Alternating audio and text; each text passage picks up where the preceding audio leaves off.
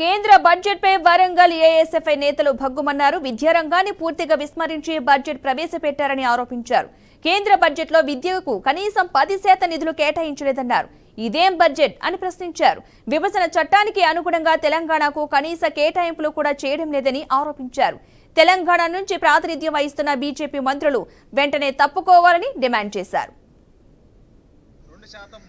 కేంద్రంలో ఉన్నటువంటి బీజేపీ ప్రభుత్వం 10 సంవత్సరాల కాలంలో విద్యారంగానికి 10% నిధులు కేటాయించకుండా కేవలం 2%, 3%, 4% నిధులు కేటాయించి దేశంలో ఉన్నటువంటి విద్యార్థులకు సంబంధించినటువంటి దేశంలోని విద్యారంగానికి తీవ్ర అన్యాయం చేసినటువంటి అంటే మోడీ మూడవసారి అధికారంలో వచ్చిన తర్వాత కూడా ఈ విద్యారంగానికి అధిక నిధులు కేటాయిస్తారు.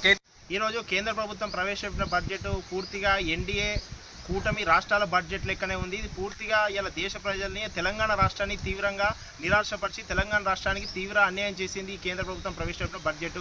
ఇలా కేంద్ర ప్రభుత్వం ఈరోజు బడ్జెట్ ప్రవేశపెడితే ఆ బడ్జెట్లో బీహార్, ఆంధ్రప్రదేశ్ రాష్ట్రానికి ఎక్కువ ప్రాధాన్యత ఇచ్చారు తప్ప కానీ తెలంగాణ పట్ల ఒక్క కేటాయింపుల పట్ల కూడా ప్రధాని స్పందించకపోవడం, అదేవిధంగా విభజన కేటాయింపులకు సంబంధించి దాన్ని కూడా మంజూరు చేయకపోవడం సిగ్గుచేటు. ఇలా తెలంగాణ విభజన హామీ చట్టం ప్రకారం తెలంగాణకు జిల్లాకు నవోదయ పాఠశాల, కేంద్ర విశ్వవిద్యాలయం, IIT, IIM లాంటి అనేక విద్యా సంస్థలు రావాలని విభజన చట్టం చెప్తా ఉన్నా ఇలా మూడవసారి